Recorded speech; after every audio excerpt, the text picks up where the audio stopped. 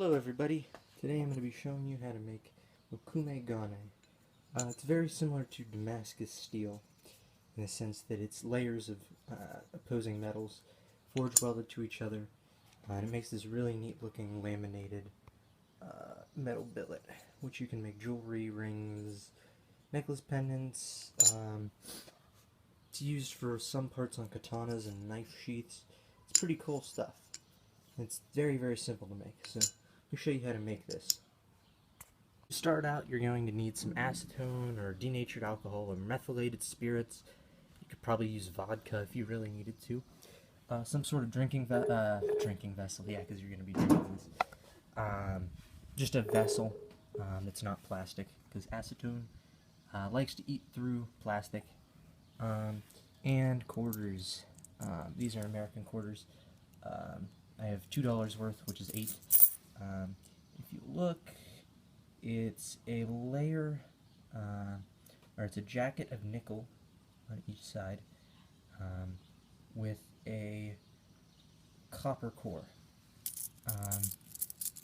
And these being in your pocket and just being quarters, they get dirty, so you're going to want to clean them with your acetone or vodka or methylated spirits, whatever you have. So now that you have your quarters marinated in your cleaner of choice, you're ready to make them into like a bundle. Once you have your quarters in a nice bundle, you're going to want to give it a couple firm whacks with a hammer to make sure all the wires are nice and tight on it.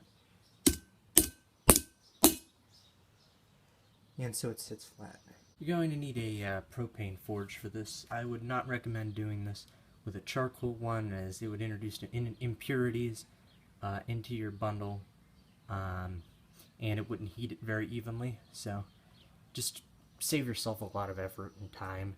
If you're going to be serious about this, get yourself a propane forge. So in here, in the heating chamber, I have a steel plate. Ideally, you'd want to use a thin piece of fire brick that you don't mind destroying, because this bundle, the nickel's going to melt a little bit, and if you get that on your liner, it's going to eat it up and make it all nasty, and you just don't want that to happen. So you want to put down a steel plate or a fire brick, and that's what you're going to heat your bundle on.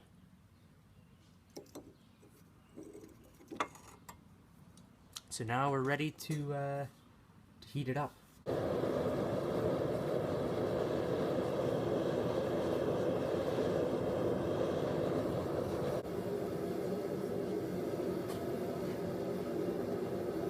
You want to make sure that the metal is nice and hot. Once you see the nickel on the quarter starting to go liquid, that's when you're ready to hit it on the anvil.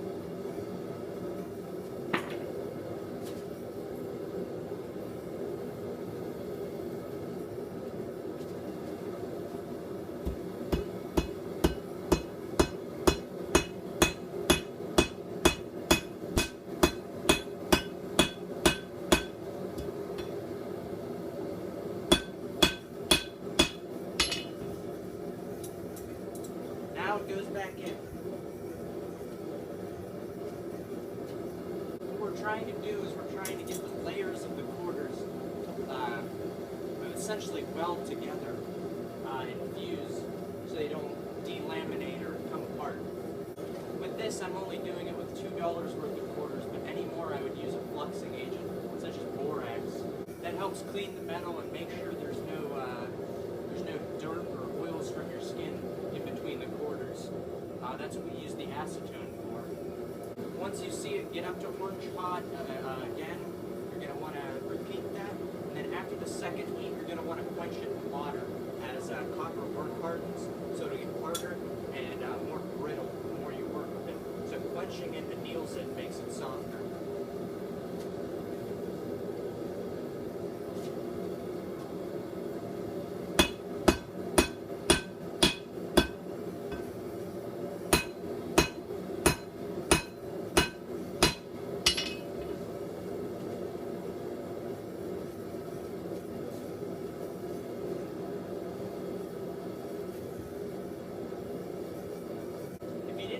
Right after the first quench, your billet will likely blow apart in the water from the thermal shock.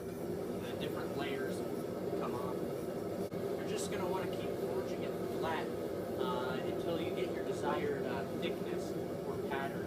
It's going to be very difficult to figure out what pattern you have going on until you actually polish it up and throw a little bit of ferric chloride etching acid onto it.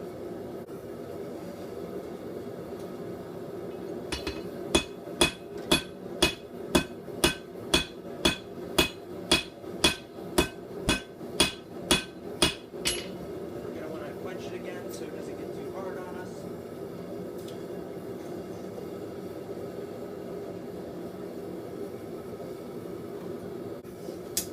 Back into the fire it goes.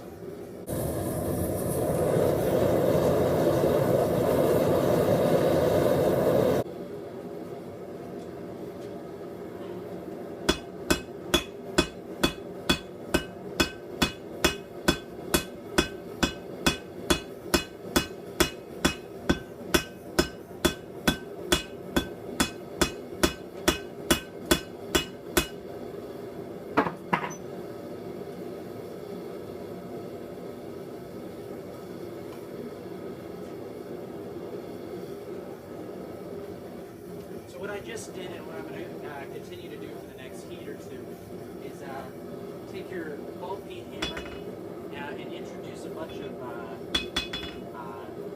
divots in it, because the layers of the nickel and copper are parallel, and if you offset them at all, they're going to add some really neat, interesting patterns and shapes into your billet.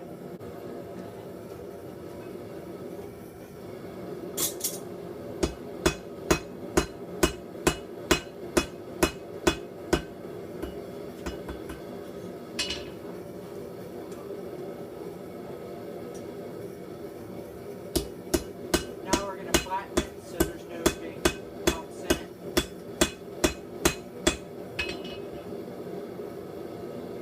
And then quench it so it's not hard.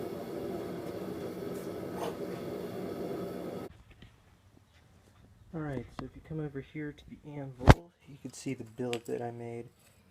Majority of the wire's still on it. And it actually left divots into it, which are going to introduce interesting patterns into the metal. So let's take those wires off. Alright, so the wires are off, and I don't see any surface delamination. So I think this billet came out good. There's the side of it. You can still see the ridges from the quarter in there. It looks like a ant farm or something. So let's hit it with a grinder and see what sort of pattern we have. So just nip the side of it with a belt grinder. You don't see much yet. Let's go in the sun. A better look at it. Don't see a whole lot yet. Let's throw some ferric chloride on there and see what we got. There we go. Now you can see the individual layers a lot better. Let's take it into the sun. Yep, that's pretty cool looking. I believe we have a successfully welded piece. I don't see any delamination. This right here is just a little bit on the edge, but upon grinding that'll go away. So let's grind it up and see how. Let's polish the whole thing up and see how it looks. Here's one side of it, mostly ground flat. Taken to about 80 grit. It's not super smooth. And then I just toss a little bit of ferric chloride on there to really bring out the grain, or the pattern rather. I didn't finish the other side.